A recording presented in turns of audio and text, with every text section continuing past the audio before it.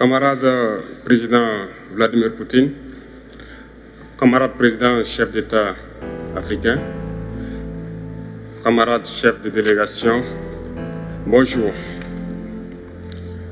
C'est un honneur pour moi ce matin donc de prendre la parole ici et de vous passer donc le salut fraternel du peuple du pays des hommes intègres. C'est aussi le lieu pour moi, avant tout propos, de rendre grâce à Dieu, Dieu Tout-Puissant qui nous a permis de nous réunir ici ce matin en bonne santé pour parler de l'avenir et du bien-être donc de nos peuples. Je m'en vais m'excuser auprès des anciens que je pourrais vexer dans mes propos à venir. Africanité oblige, les droits d'aînesse, je me dois de m'excuser. Camarades, j'ai quelques questions donc de ma génération, mille et une questions qu'on se pose. Mais nous n'avons pas de réponse. Et il se trouve qu'ici, nous pouvons laver donc notre linge sale parce qu'on se sent en famille. On se sent en famille en ce sens que la Russie est une famille aussi pour l'Afrique. C'est une famille parce que nous avons la même histoire.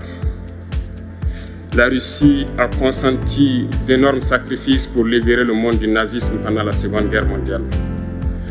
Les peuples africains, nos grands-pères, ont été déportés de force aussi pour aider l'Europe à se débarrasser du nazisme. Nous partageons la même histoire en ce sens que nous sommes les peuples oubliés du monde.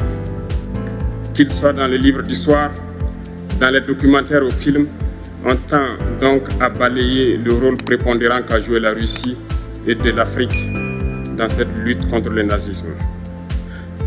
Nous sommes ensemble parce que actuellement nous sommes là pour parler de l'avenir de nos peuples, de ce qui va advenir demain, de ce monde libre auquel nous aspirons, de ce monde sans ingérence dans nos affaires internes.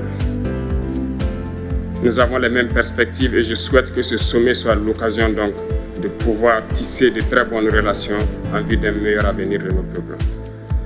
Les questions que mes générations se posent sont les suivantes, si je peux me résumer, c'est de ne pas comprendre comment l'Afrique, avec tant de richesses sous notre sol, avec une nature généreuse, de l'eau, du soleil en abondance, l'Afrique est aujourd'hui le continent le plus pauvre. L'Afrique est un continent affamé. Et comment se fait-il que les chefs d'État traversent donc le monde à mendier? Voici des questions que nous nous posons et que nous n'avons pas de réponse jusque-là. Nous avons l'occasion de tisser de nouvelles relations. Et j'espère que ces relations puissent être les meilleures pour donner un meilleur avenir à nos peuples. Ma génération me charge aussi de dire que, par ce fait de pauvreté, ils sont obligés de traverser l'océan pour essayer de rallier l'Europe. Ils meurent dans l'océan. Mais que prochainement, ils n'iront pas traverser parce qu'ils viendront devant nos palais pour chercher leur pitance quotidienne.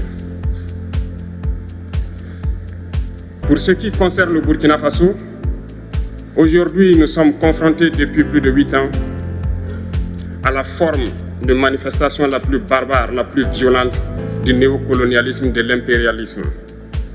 L'esclavage qu'on tend encore à nous imposer. Nos dévanciers nous ont bien appris une chose.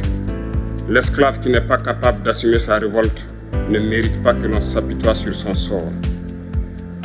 Nous ne nous apitoyons pas sur nos sorts, on ne demande pas que quelqu'un s'apitoie sur notre sort. Le peuple burkinabé a décidé de lutter contre l'île terroriste en mesure de relancer son développement. Dans cette lutte, des vaillants peuples, des vaillantes populations se sont engagées à prendre les armes face au terrorisme, ceux que nous avons affectueusement appelés les VDP, des volontaires. Nous sommes surpris de voir les impérialistes traiter ces VDP de milices et de tout type. C'est décevant, parce qu'en Europe, lorsque des peuples prennent les armes pour défendre leur patrie, on les traite de patriotes. Nos grands-pères ont été déportés pour sauver l'Europe. Ce n'était pas avec leur consentement, contre leur gré. Et bien au retour, on se rappelle bien qu'à Tiaroy, lorsqu'ils ont voulu revendiquer leurs droits élémentaires, ils ont été massacrés. Cela ne fait rien donc. Lorsque nous, peuple, nous décidions de nous défendre, on nous traite de milices. Mais là n'est pas le problème. Ce qui est le problème, c'est de voir des chefs d'État africains qui n'apportent rien à ces peuples qui se battent, mais qui chantent la même chose que les impérialistes en nous traitant de milices, en nous traitant donc d'hommes qui ne respectent pas les droits de l'homme. De quels droits de l'homme parle-t-on? Nous nous offusquons contre cela et c'est honteux. Il faut que nous, chefs d'État africains, nous arrêtons de nous comporter donc en marionnettes qui dansent à chaque fois que les impérialistes tirent sur les ficelles. Hier, le président Vladimir Poutine a annoncé donc l'envoi de céréales en Afrique. Nous sommes bien contents. Nous lui disons merci pour cela. Mais aussi, c'est un message passé à nous, chefs d'État africains, parce qu'au prochain forum, nous ne devrons pas venir ici sans avoir assuré, pour ceux qui ne connaissent pas la guerre, l'autosuffisance alimentaire de nos peuples. Nous devons prendre l'expérience de ceux qui ont pu déjà atteindre cela en Afrique, tisser de bonnes relations ici et tisser de meilleures relations avec la Fédération de Russie pour pouvoir assouvir les besoins de nos populations. Je ne serai pas peut-être long, le temps imparti est très court. Nous sommes obligés de nous arrêter à un moment donné. Mais je voudrais terminer en disant que nous devons donc rendre hommage à nos peuples qui se battent. Gloire à nos peuples, dignité à nos peuples, victoire à nos peuples. La patrie ou la mort, nous vaincrons. Merci, camarades.